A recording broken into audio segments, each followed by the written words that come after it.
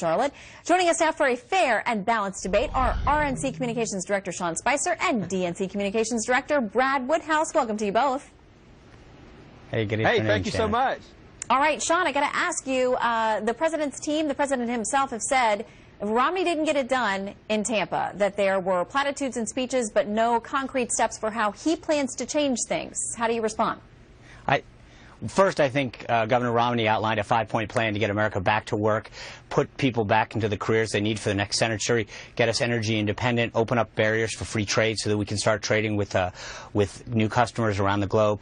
But more importantly, I think the problem that Brad and his team are going to have this week, they've got to answer a very simple question. Are you better off than you were 4 years ago? And the answer unequivocally is no. We've got more debt, more people out of work, we're hardly energy independent, and every one of those promises that the president made in 2008 when he came before the American people with a slogan of hope and change is gone. And they admitted it today on television. Their surrogates, one after another, said, well, Americans aren't better off and the hope and the change is gone. Robert Gibbs was out saying that the glitter and the glam from 2008, the thrill is gone, if you will, because Americans are not better off than they were 4 years ago. And that's why, I mean, they bring in a guy like Jimmy Carter as one of their top surrogates, because even Jimmy Carter's record looked better compared to this president's.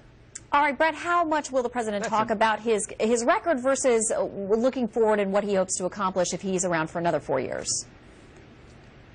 Well, look, first of all, let me say this. It wasn't just Democrats that said that Mitt Romney's convention was a disaster. Bill Kristol was on today saying, you know, he didn't talk about the troops, he didn't talk about Afghanistan, and he didn't outline specifics. And they promised an 11-point bump out of their convention, and they got bupkis. They got no bump at all. Who? And by the way, Sean, I got an empty chair right here for you because I know how Republicans like empty chairs. But let me ask the question that Sean put to the American people. Are the American people better off than they were 4 years ago? Unequivocally, the answer is yes. We were losing 800,000 jobs a month, Shannon, when the president came into office. We had a plane going like this straight to the ground. The president got the stick.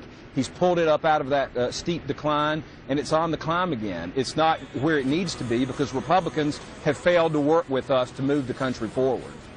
All right, Sean, I know you're ambitious, but did you promise an 11-point bump out of the convention? That is very ambitious.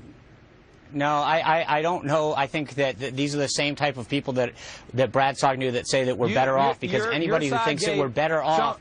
Sean, your Brad, side gave the PowerPoint presentation that promised an 11-point bump out of your convention. Let's give Sean a chance to respond. Let's give Sean a chance to respond. No, I would say that to my recollection, nobody that I'm aware of, except for the same people that probably thinks that we're better off in this country, predicted anything like that. So I think Brad's statistics and his image of America are exactly where this country is. Second, I would argue that if that's the message that they're going to go after this week, then we applaud them, because if you think that this country's headed in the right direction with 42 months of unemployment over 8.3%, energy independence not even a glimmer of hope, a debt skyrocketing past $16 trillion, they will open their convention as America crosses $16 trillion of debt, and we will head into the 43rd straight month this Friday of unemployment over 8%. That is not a record to campaign on, and I don't think you're going to hear many people talking about their accomplishments because they don't have any.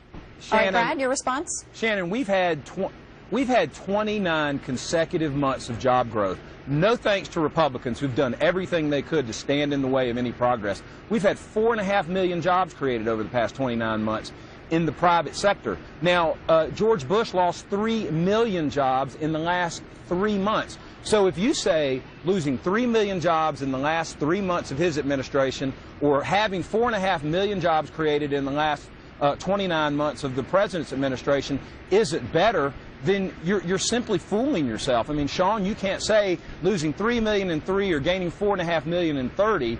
You can't say losing 3 million in 3 is better. If it is, it's no wonder that y'all are behind in this race and you're behind in the battleground states. Sean? I think that you are going to hear for 3 days of blame and excuses and no discussion of accomplishments, because America is not better off. And I think that to try to sell that message is going to be a big mistake. They're bringing in people like Jimmy Carter, Lincoln Chafee of Rhode Island, who's one of the biggest failed governors, to talk about the way forward. This is the problem. They don't have a record to run on. They don't have accomplishments to run on. And they're forced to bring in people like Jimmy Carter and Lincoln Chafee out of Rhode Island, who's one of the worst job creators in the country. We got to leave it right there, or we will be cut off the air. We thank you both for your time today. Shannon, have a great time in Charlotte. GM's alive. Thank you. We look forward to it. Bin Laden is dead. Have a great time. All right. Thank you both.